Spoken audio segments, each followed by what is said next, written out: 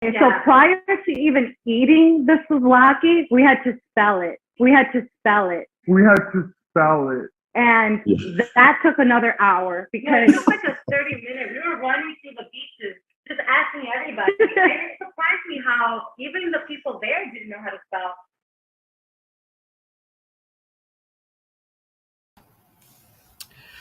Welcome to Live Reality Games Podcast, where we talk about your favorite reality TV shows, competitions that are inspired by the reality TV shows.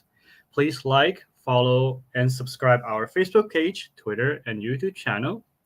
So, before we get into the podcast of The Amazing Race Season 33, Episode 9, we have a massive response from the listeners from the last episode in Episode 8. Yay, we made it finally. Yes, 4 response in total. Like, look at right there, and that's our new best. So let's keep this up. So from Aaron Nunez, who stated that if you have watched the video at the start of this podcast, thank you, Nerd Entertainment, for bringing us great exit interviews from the teams. These proves the podcast technology without a proper microphone and a poor listening skill like mine can be a hindrance. So when I was listening to the Nerdtainment podcast, I mistaken the word spell and sell. So in the last episode, I was like, did every team had to sell souvlaki before they spell and eat it? In this case, no.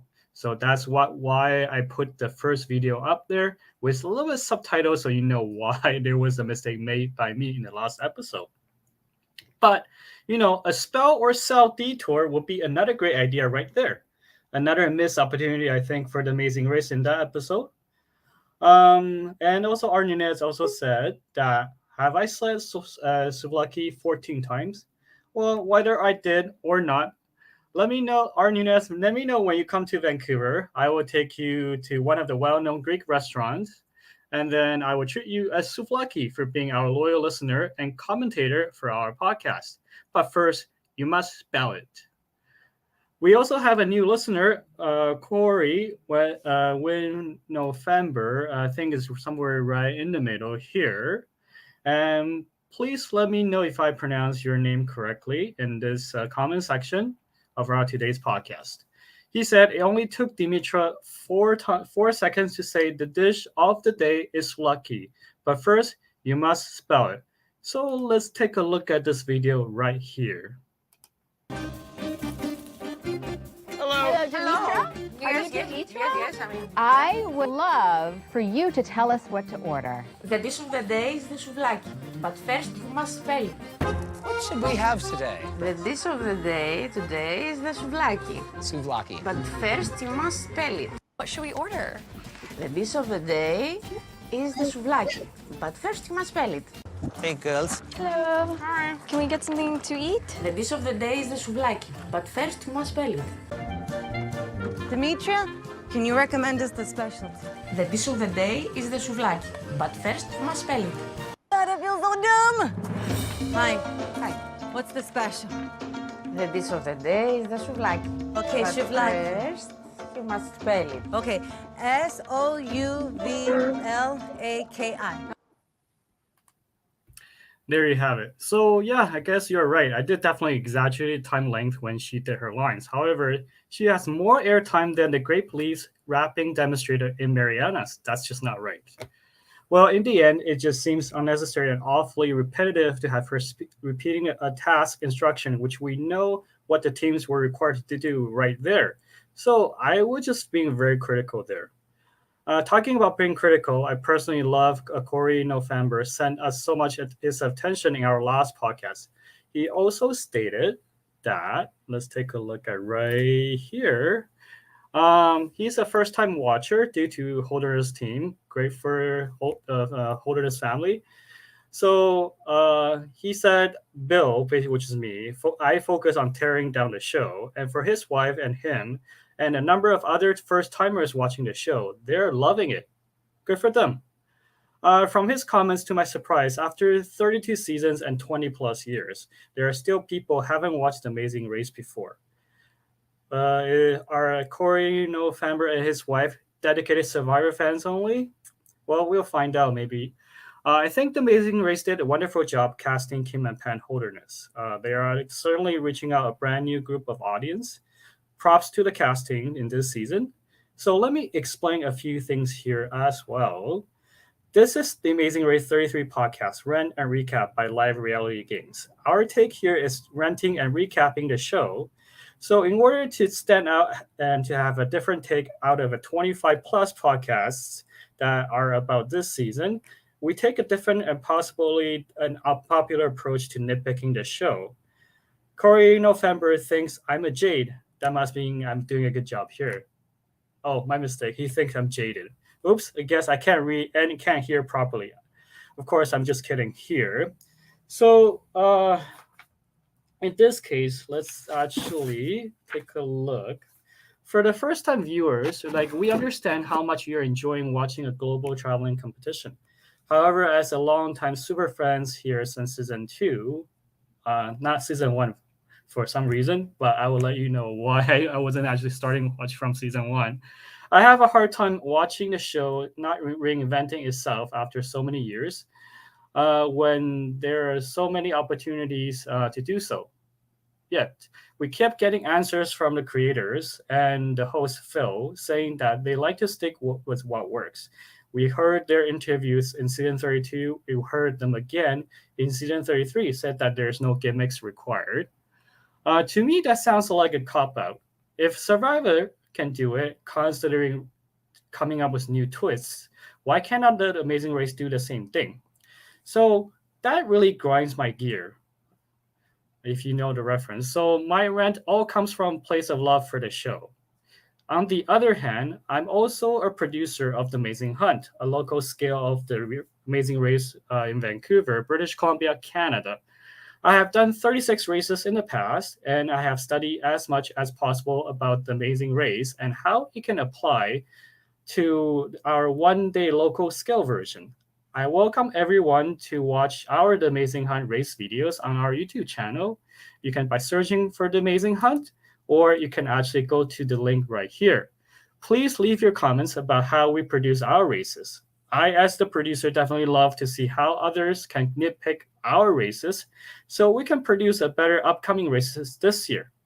So, unfortunately, with all the heavy-hearted, long-winded explanation, we appreciate everyone, no matter what it is, leave all their comments, whether or not they agree with us. Lastly, I think Tierra Historian responded to our first-time reviewer right there. I won't call myself an expert, but like all people in live reality games community, our loves for the reality TV shows are above and beyond in various ways. So, hire me, CBS. I would like to work for The Amazing Race or The Amazing Race Canada for future seasons. By the way, if I want to be more pessimistic in my rant, there are tons of people doing that out there already. So I won't boring people to the trivial details. I won't go through like, oh, season 5, season 6, they did this and did that. That's just boring. So let's start our podcast today, and let's welcome the positive side of the edition, which is right here. Oh, I forgot to switch the channel. Everything that looks like a small screen right here.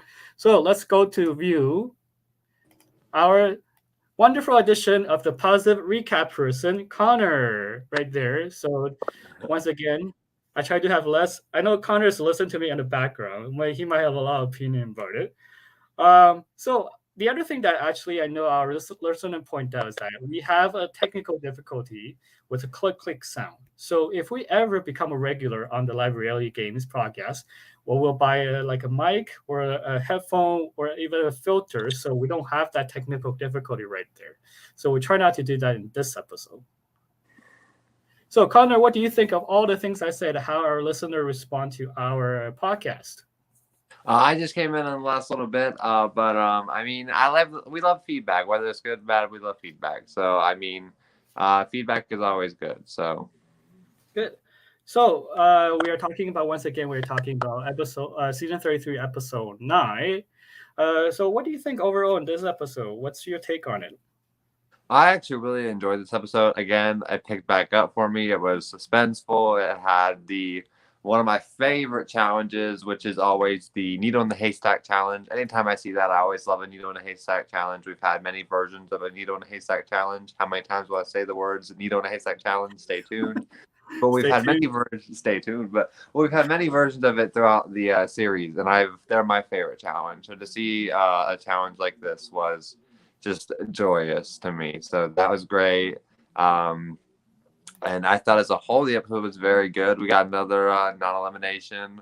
I think this will be the one time that I'm okay with non-elimination because next week is finale. There's more suspense having 4 teams in a finale and what can happen than having just 3. So I get that. So, overall, I thought it was I'll give it a B. Overall, I'll give it a B. It was a really good episode. I really enjoyed it. So I'm really excited to dissect it with you, Bill. No worries. Yeah. B as in I'm not going to comment on that, but okay. So then we'll start our general our recap today. So once again, teams departed in groups of 2, where Kim and and Raquel and Kayla departed first. Then Dacia, Ryan, and of course Aru and Natalia departed second in a 15-minute gap. Teams made their way to Tensonli Nikki and found a roadblock at the theater of Theodore Dacius, where they have to perform Needle Haystack, like you just said. Well, how many times we have said it, we don't know yet. A challenge of flipping through rocks and find one that has a gold coin in there. So if you we didn't actually have a hat from Connor today, but I have something that kind of remind people of the roadblock. So you see right here, kneeling down for finding a rock, some there. Oh well, that's how it goes. That's my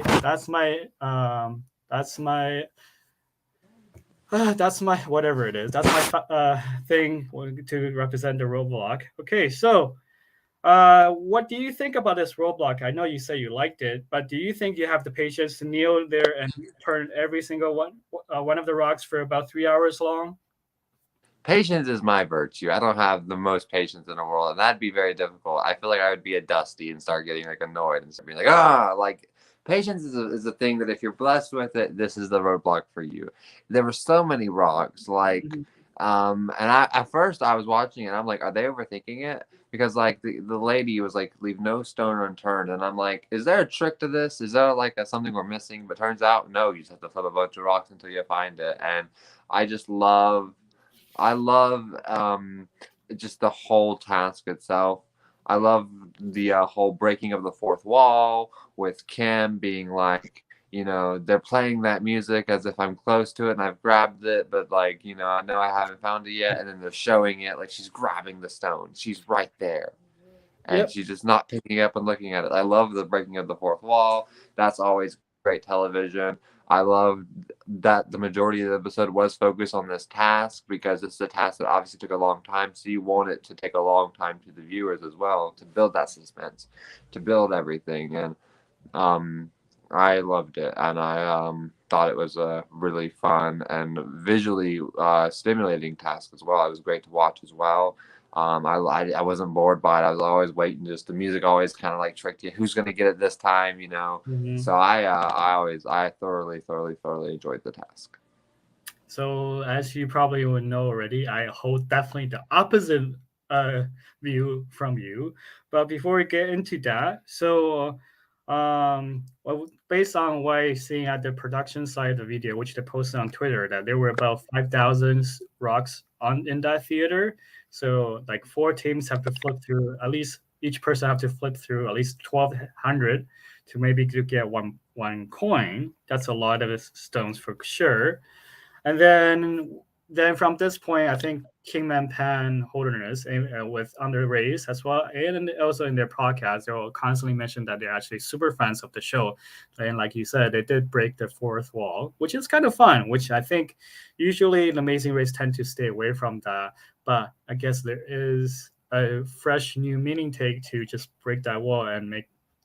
Maybe I was thinking maybe the Amazing Race should actually change that or have alternative way of showing teams making mistakes. Otherwise, it's easy to tell if when that sound plays again, we know that teams are not doing well, right?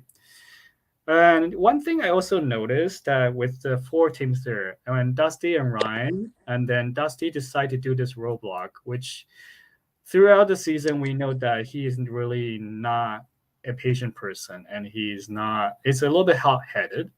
So do you think that they made the right decision of Dusty to do this roadblock? I mean, essentially, like, it's luck. So, like, who knows that if Ryan would have done it, there would have been different luck. I mean, you have to have patience, and you can't like really like give up and stop too much. And it seemed like as much as he was frustrated, and besides him going to the top of the whole Coliseum to take a moment, he was focused on it. He was constantly turning rocks. So Mhm. I don't think like living in the world of if Ryan did it would have changed anything matters. I think it's not one of the tasks that has exactly skill to it. So I would say, maybe like Ryan has more patience. There's that aspect to it, but I think Dusty doing it was a fine choice. I don't think we need to like really nitpick it necessarily. I think it was the right choice. I mean, it's just flipping rocks. I mean, you're gonna get frustrated, but as long as you can keep flipping rocks, you're doing what you need to do. Flipping rocks. Okay. Yes. So the other thing I actually noticed that Dusty actually pointed out that this challenge was a great equalizer, and it would be a shame to be out of the race due to a challenge like this that requires no skill but luck. So Connor, what do you think?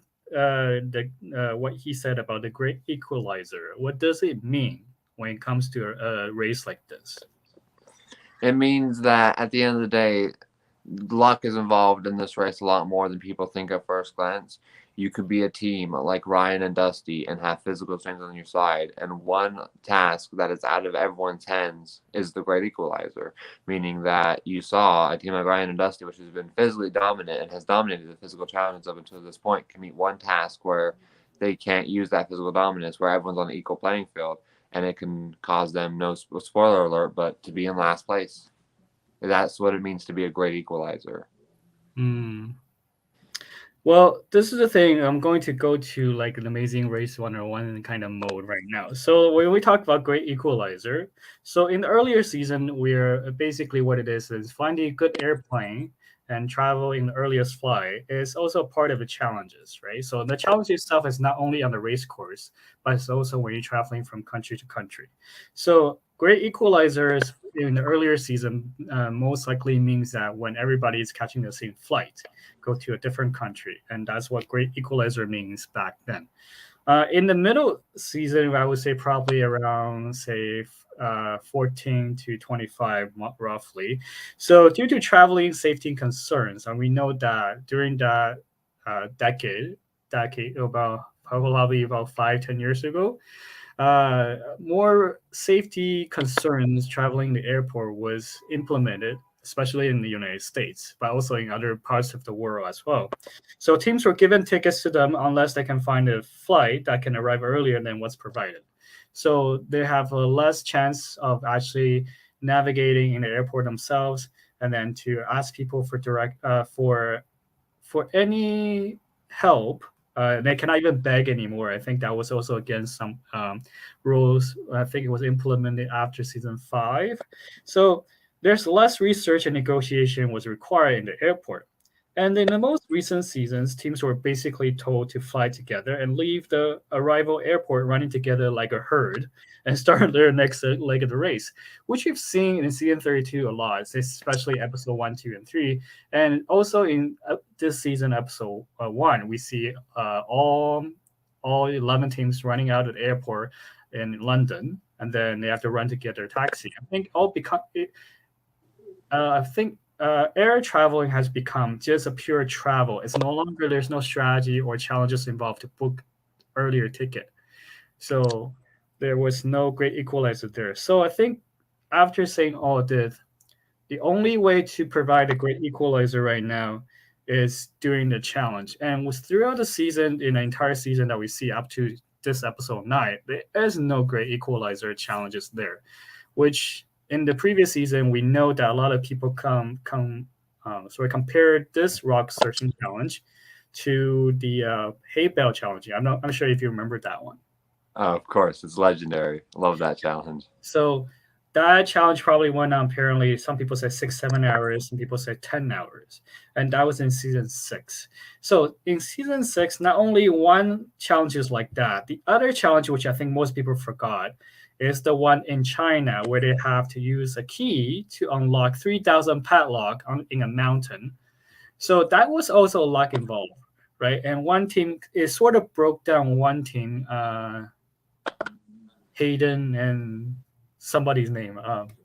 Somebody will comment and remind me who it is. So they also just took the penalty and ended up being the fourth place and got eliminated. So I think when it comes to a luck challenge, it's more about mentally breaking teams down rather than testing their luck. So I think in a race like this, even though we know that flipping through 5,000 rocks is annoying, frustrating, and it's nearly impossible. But in the end of it, I think this challenge is not really giving a lot of dramatic effects because it was placed at the beginning of the episode, which it doesn't really work out that well. I would personally think, which I can talk about a little bit later. But either way, once they have done once they find a good coin, they will go to the tower.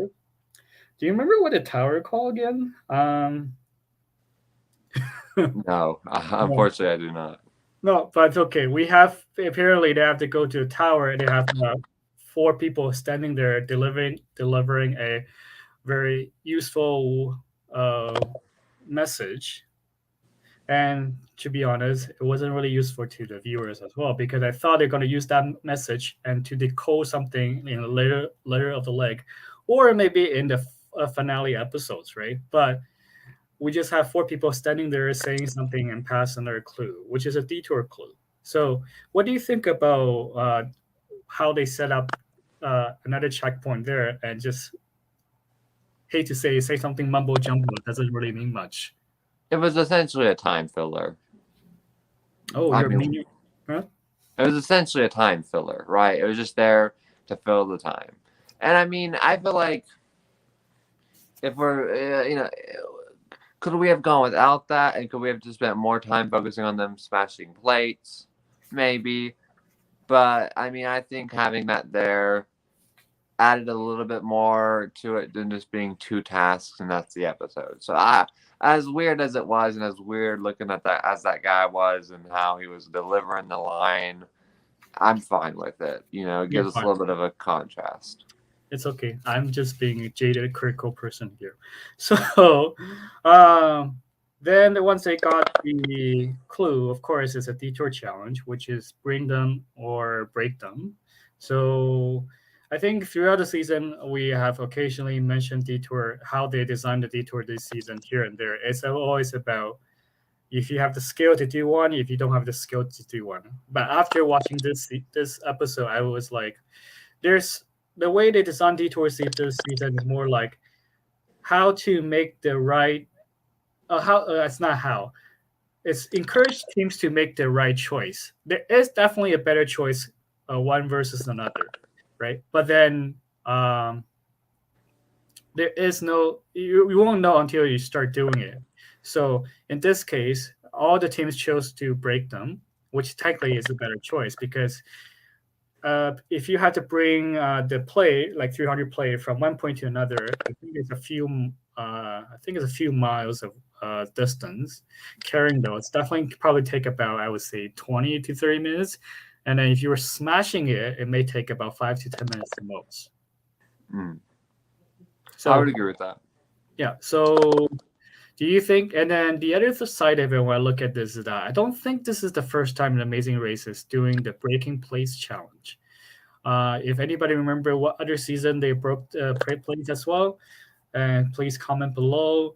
But I have a problem with Amazing Race sort of going for the stereotype challenge. Why does Greece only known for breaking plates? I mean, that's a fair point as well. I mean, I guess you could argue that they could have showed off Greece more of the beautiful atmosphere and the beautiful scenery a bit more. You can argue that a little bit, I feel like. Maybe they could have done a task to show off more. We got a really good look at the Colosseum, That was about it, though. But there was a view of the Colosseum where you could see, like, everything around you. That was nice. I'm a scenery person. I like looking at the scenery. So, I guess you could argue that could they have done a task where they could involve even more scenery and maybe not stereotype the smashing plates challenge. But, I mean, Yeah, it's okay. I'll get a lot of hate comments down there. Don't worry, that's my job right here. So the other thing where you talk about scenery, I just actually look at it. It's called Trigonian Tower. So like since Friends, I believe that the guess where the teams went to eat their cheese, there was a tower, and then they also went to another tower or went closer to the pit stop after they're doing a knotted net. And then now we have a Trigonian Tower. And then when they finish the detour challenge, they have to go to another tower, which is called the White Tower, to add the pit stop. So apparently, when I look at on the Wikipedia, both towers are tourism destination, which is definitely a very well-known locations. However, how many towers are we going to see in this entire season, right? That's too many towers, too little time, a little bit. A lot of towers, lots of towers. So yeah, and then I don't want to basically being force feed the idea of like Greece only has towers, right? No, or Europe only has towers. I bet there's other things that people can visit. I mean, choosing towers. A lot of people say that is maybe a pandemic choice. Everything has to be outdoor. Everything has to be far from people. But even with the White Tower at the end of it, the pit stop is actually not on the White Tower. It's at an open area, which is good. Like for amazing how we try to do the race during the pandemic in the open area as well, where there you have another person hiding himself inside the what do you call that big vase thing, then come out to greet the teams. So you have people at the.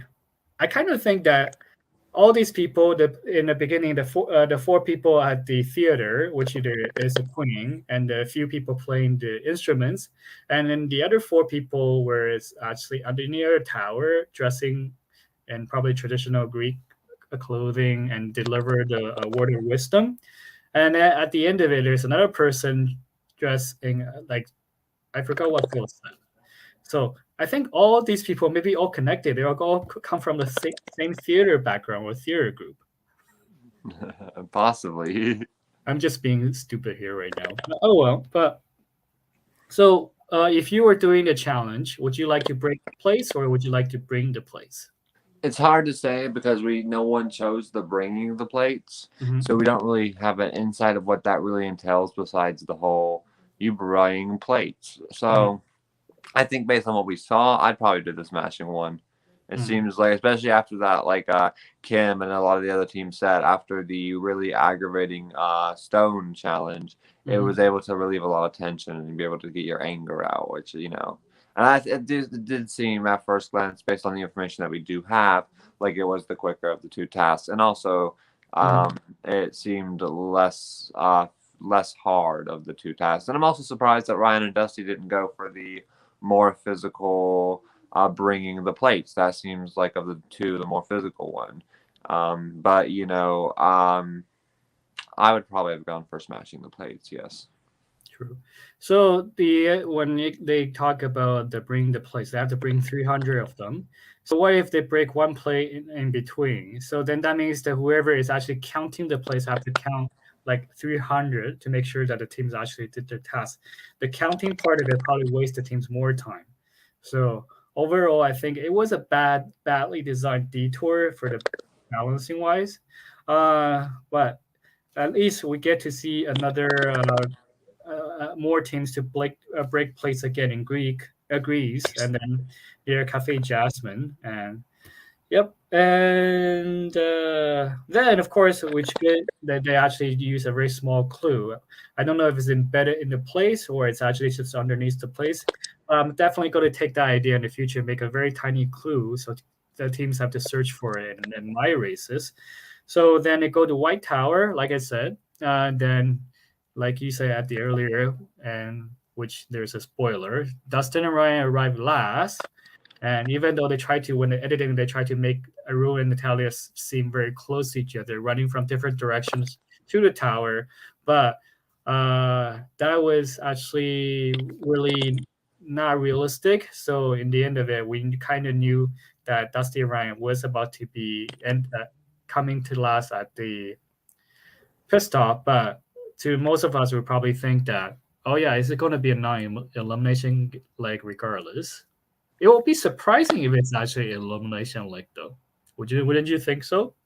Yeah. I mean, it would have been more surprising. I knew it was not elimination as soon as Kim and Pan arrived. As soon as Raquel and Kayla arrived first, and Phil did not tell them, you are one of the 3 teams racing for $1 million. That's always. Oh yeah, true. I missed that. Yeah, that's always what Phil does, right? Yeah. So I knew when that didn't happen. Not elimination. I'm surprised I missed that, but good.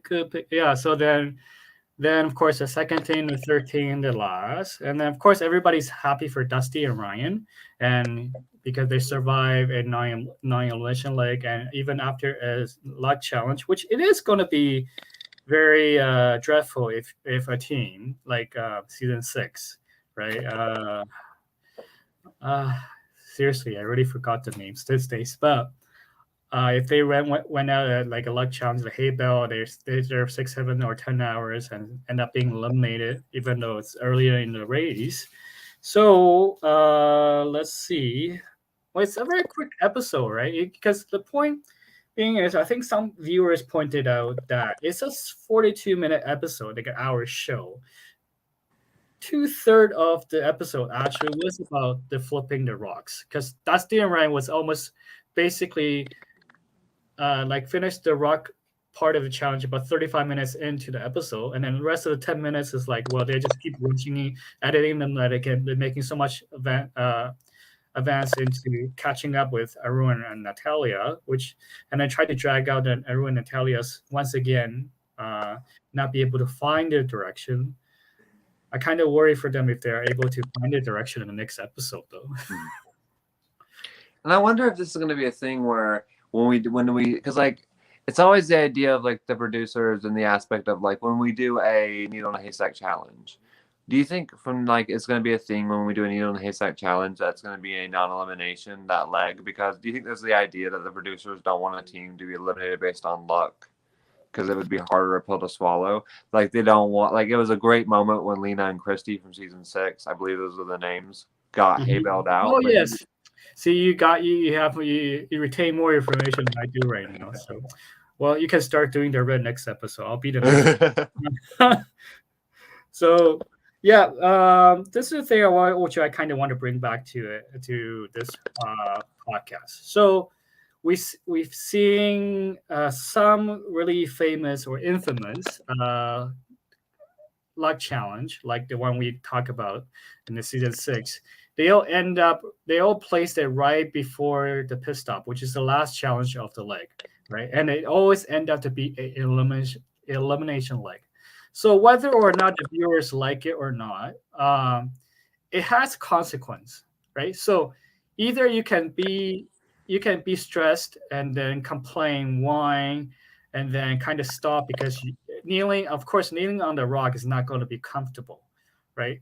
But sort of like it doesn't have any consequence, right? Like we talked about in the previous episodes, that in order to design a good race, any challenge have to have a consequence. In this case, there was no consequence, even though you can be staying there 4 or 5 hours, still not be able to find a gold coin rock, but you will still leave 15 minutes behind everybody else only. Well, in this case, it will assume that the first 2 teams will leave first, and as third team, which is Arun and Natalia, will leave second, and Dusty and Ryan, because there's no more speed bump, they will leave last. So they'll probably be 30 minutes behind the first 2 teams. The thing is about it, like if you were, say for example, if you were the team that won the race in this leg and you were about 2 hours ahead of everybody else, in the end you find out that it was a non-elimination, and then you only had 30-minute gain to the last team. What would you feel in a race like this? I think you would feel more gutted if a luck competition took rather than a competition that you had control of, right? I feel like you'd feel more hard. It'd be more harder pill to swallow if luck got you sent out rather than something that was in your own physical or your own hands. But that's for the losing team. How about for the winning team, right? If you were the one, yeah. So if you're the you were winning team, yeah. if you're the winning team, I mean, I think the winning team's going to want an elimination no matter what, as long as it's not you. If you made it and you see a team like Rand and Dusty, no matter what the circumstances are, getting all limbed out, you're going to be bummed because that's a strong team that now you have to keep racing against. I mean, if you're losing, you want a non-elimination leg. If you're winning, you want them to be elimination legs. That's kind of how it goes. There is that contrast of like, maybe the heart gets in the way and they're like, well, it was a luck challenge. I don't want to see anyone go on a luck challenge. But I think it's still the competitive instinct to be like, if I'm winning, I want elimination legs. True. So like in our race, how we did, we do it so long ago that we only stagger the teams like 1 or 2 minutes behind each other, right? So if they arrive pissed off first, they only have a 1 or 2 minute advantage with the team that behind them.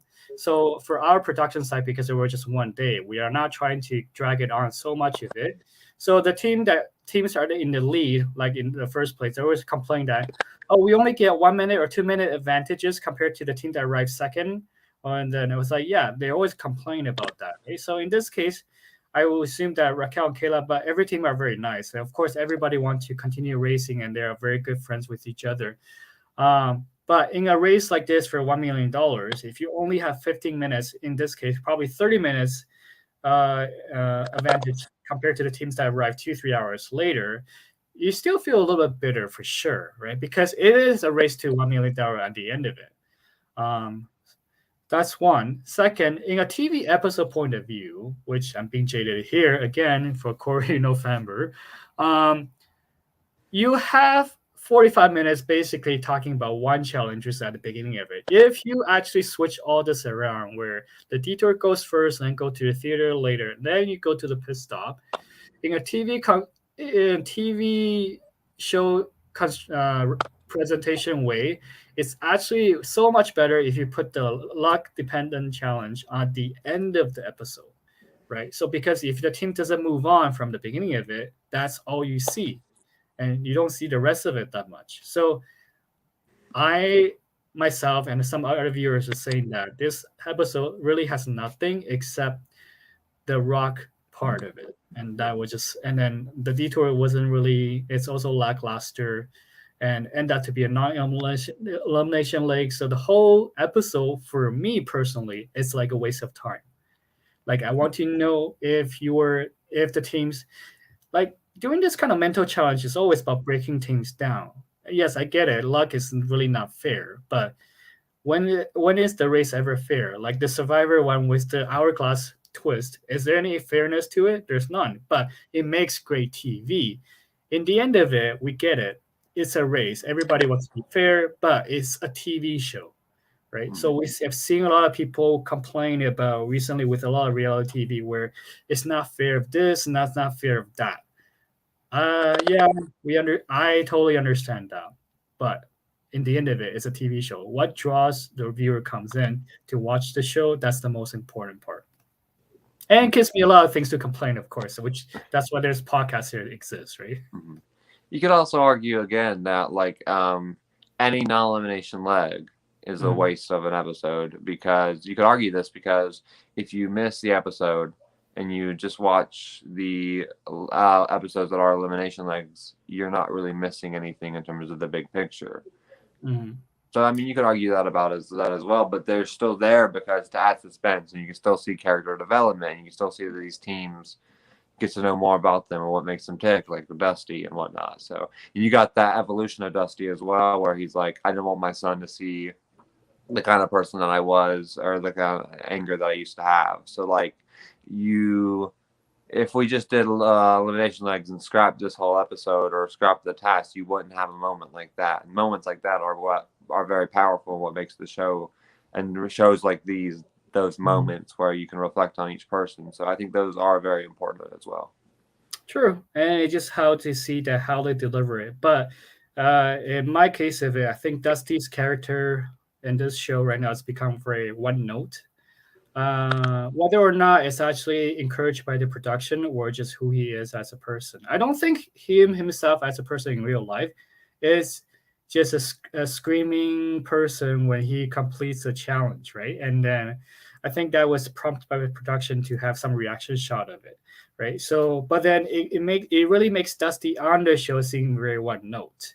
And everybody else, like King and Pen Holders, is a very lovely couple, and then Aru and Natalia is basically a father and daughter, which the daughter doesn't want to listen to the father, and then constantly getting lost in when they do navigation. And Raquel and Kayla just two very positive female, female empowered. So we got that several episodes in the past already, like probably in the time when they did the cheese, when Dustin and Ryan was trying to have a meltdown, not be able to complete the cheese challenge, and having the teams pass them by, they end up being third, which they never actually climbed back to the first place after that, right? So it kind of seemed like every team developed, like you said, the storyline of each team development is kind of one note or flat since that episode on. I'll receive a lot of hate commentary right here after this episode, I'm sure. That's an interesting point. Like, I mean, I would disagree, like, respectfully. I think there is more to him than just someone that screams after a challenge. I think to the team itself, there's that story of Ryan being imprisoned and wrongfully, and there's that whole, like, their story arc as friends. I think there's more to them than just Dusty, like, screaming. I don't, like, think like he does the dishes, completes doing the dishes, and just starts going, "Whoa, let's go!" Like, I think there's more to him than just that. You know what I mean? So, I think each team left has a lot of layers to them. Yeah, we should have you do a Dusty thing, like what do you call it? Impression. Yeah, Dusty impression, right? So that unfortunately the shirt's staying on, so I'm not going to be showing my muscles. There's not enough to show, so the shirt's staying on for this podcast. So yeah, so I understand what you're saying, but I believe Dusty is definitely more have a more layer to in real life, right? Not definitely on the show, probably not, but they try to limit what the information they could give to viewers. They don't want to give that much to viewers to kind of mix everybody else up.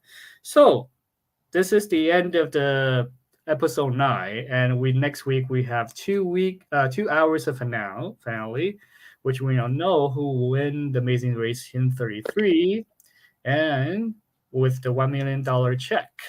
So let's go back to our first ever the draft episode. So we let's review what we picked for the draft. So who did you pick again? I picked the Singing Comps. I picked Lulu and Lola the twins, and I picked Akbar and Sherry. And I am completely out of the draft. Okay, so. But I'm not trying to make you feel bad, but I'm doing just slightly better than you.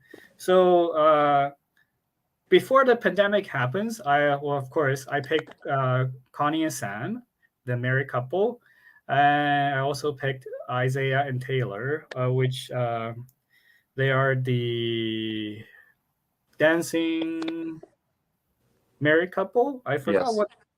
I think they tagged them a YouTube sensation. That's what they tagged. I don't think so, but I think a dancing married couple would be better.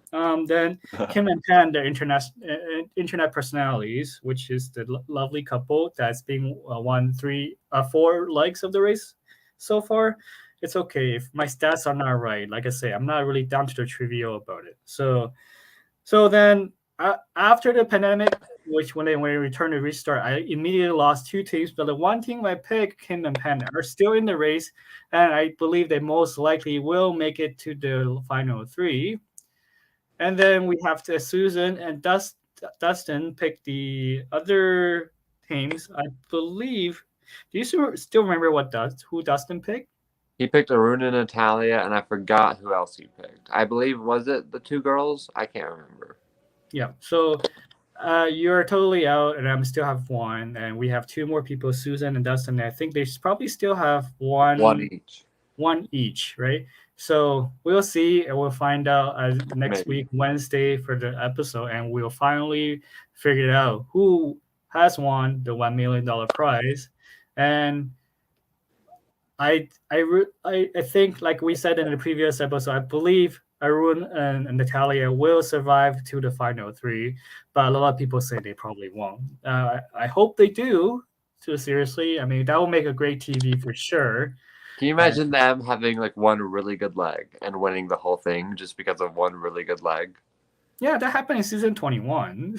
Fair. Yeah. But like under these circumstances, it's a little different. Like, you know what I mean? It'd feel a little bit like a bust. Yeah, but no offense to Aru and Natalia, like you mean. If they win, it will be great TV.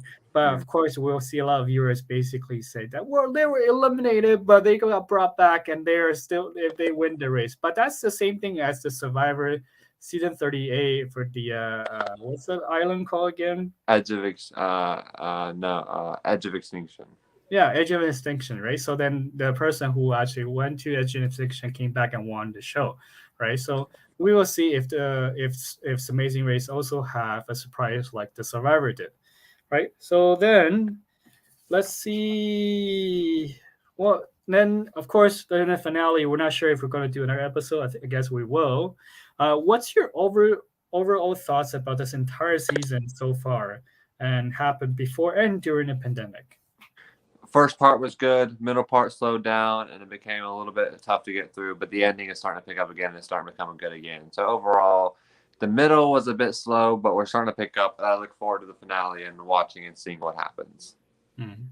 So my overall thought of this season, being the renting person, I think not only the production logistic was out of whack, but whether it has to do with the pandemic or not, but the editing was also not smooth enough, and the pace of each episode was all over the map. We have some good episodes, we have some bad episodes. Like the Souvlaki one is definitely good, and then it's a little bit slow, but then we know but it was better than the one with the knot, and then this episode just seems like spending 35 minutes or so to focus on just one challenge. It just seems a little bit overkill. And then we have 2 seasons with lackluster setup because a lot of people complained that the challenge wasn't difficult enough or every team's too nice. I wouldn't say that, to be honest, about the challenge, whether they're being difficult or not, or the teams are just, whether they make alliances or not. But I just think it wasn't really that exciting overall for the last 2 seasons, even season 31 with the Amazing Race team, with the Big Brother team, and with the Survivor team. I mean, the race itself was so, but of course the cast was wonderful, and that's what made the season still very watchable. But the race itself just wasn't really that great. I really don't know what's happening with the recent season, but apparently, of course, we know that they are going to produce season 34 and probably going to start racing in May. So we will, as super fans, definitely still looking forward to season 34 and looking forward to another new season. Hopefully, pandemic restrictions are not going to be affected, but I'm happy to see more charter planes, of course. That's actually fun to watch. Yep, agreed. So then, and we will, that's pretty much about it. So after, let me see, what do I miss here? I think that's everything here. So after being jaded for 9 episode, well, probably not the first one. So hopefully I could be a little bit more positive for the next one. And if you have any comments, feel free to leave under your comments in the YouTube channel. And please feel free to subscribe, follow, and like our Facebook from Live Reality Games, Twitter, and that's everything. And real fast, I would like to take this moment real fast to quickly plug Survivor Pennsylvania. If you're a fan of the Live Reality Game, Survivor Pennsylvania will be dropping all the episodes and whatnot March 1st coming up. I am taking part in that along with some other great people, so be sure to check that out. Let me try very quickly. Survivor Pennsylvania. How do you spell Pennsylvania, please? Oh no, you gotta put me on the spot with spelling, Bill. Come on now. Yeah, it's just like souvlaki, right? So if you Just don't know like spell it, you souvlaki. cannot promote cannot promote it right there. So you have we'll give you some time before you can promote it again. How do you spell Pennsylvania? PENN. Don't worry about it. So remember to watch Survivor Pennsylvania, which is starting when? March 1st. March 1st. Great. And we will look to we will hopefully there will be another episode about the finale of the season 33.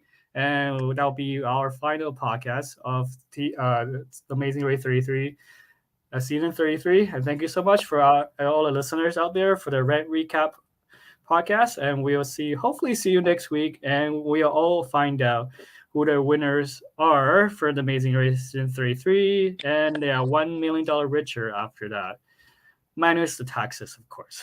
Yeah. Hey, thank you so much. And thank you for listening. And have a nice weekend. Thank you, guys. Bye. Thank you.